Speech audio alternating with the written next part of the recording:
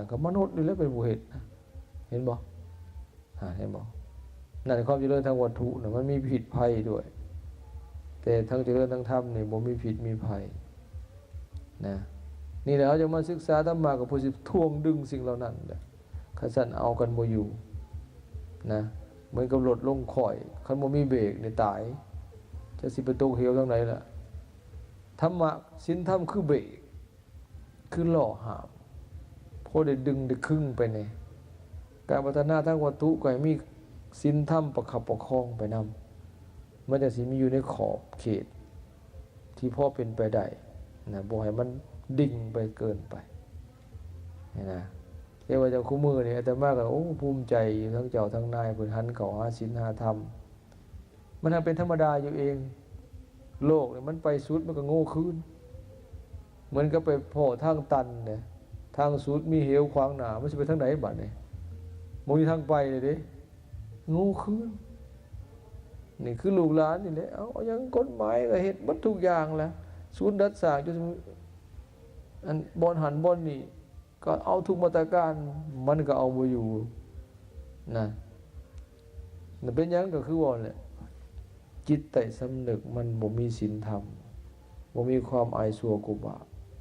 ผู้น้อยยังสำนึกคันผู้ใหญ่เฮ็ดมันสิขนาดไหนล่ะบัดนี้ผู้มีอำนาจนะเห็นบ่อยู่หยังเกาะสังโคกสง่ายังก็เวียงจันทน์นะศูนย์สมสง่ามีเจ้าหนได้ไปสัมมนาไปดัดสร้างกันบอกหลายๆเห็นบ่นี่สิชายังคนธรรมดาแหละบัดนี้อย่างตัวอย่างสิในขณะเฮามีความละอายชั่วกบาปที่กล่าวมาแล้วมันก็ยิ่งเป็นผู้นำมีศีลมีธรรมผู้น้อยมันก็ง่ายขึ้นผู้บังคับบัญชามันก็ง่ายขึ้นแต่ว่าตัวอย่างคือปีนั้นทันวิไลวันพงเขเป็นเจ้าแขวงเพิ่นเฮ็ดบุญฉลองหอวการแต่มาจื้อได้มนต์พระในอ้อมข้างเทศบาลไปขึ้นปรากฏว่าปีนั้นห้องการต่างๆเฮ็ดบุญบดเลยห้องการคมนาคมกับมนต์พระขึ้นไปเอาบุญห้องการศึกษาก็นิมนต์ขึ้นไปธนาคารต่างๆก็เฮ็ดบ่นี่อ้าวทั้งรัฐทั้งเอกชนเฮ็ดนั่นหัวหน้ามันพาไปเปิดทางให้บ่ได้ยากนี่แต่มาอย่างโอ้นี่สำคัญนะจังหวะนี้แหละแต่มาไปหลายๆบ่อนเห็นท่านเจ้าเมืองเห็นคณะผักผลลงมานั่งฟังเทศน์ทั้งหมดต้องขอโทษด้วยคนหึงได้จังหน่อยนะไปเมืองอาสาวังทองคือกันไปฉลอง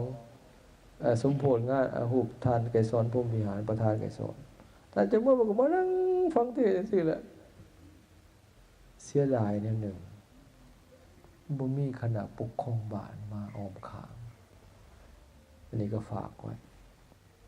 แต่มาจนบอกหลังจากเทศจบเลยท่านจะเมื่อมานั่งคุยเนี่ยมันนี่อยากให้เอาพวกนายบ้านมาสัมมนาลังเถื่อเจ้าเมืองมานั่งตะหมอบสุพุทธพระกนั่งตั้งอยู่พุ่นคุยกันหมวกปดเกิดปดโหดสูบยาลังเถื่อมายางเลาะกอดเอิกอยู่เท่านั้นไปขอเชิญชวนใส่ทานศรัทธาสาธุชนผู้ฝักใฝ่ในบุญในกุศลทั้งหลายร่วมงานบุญปฏิบัติธรรมกรรมฐานอยู่ที่วัดธรรมนิมิตรทางแบ่งเซโนบ้านไซอุดมเมืองอุทุมพรแขวงสวรรณเขตในระหว่างวันที่23ถึง27เดือนมังกรปีคริสตศักราช2017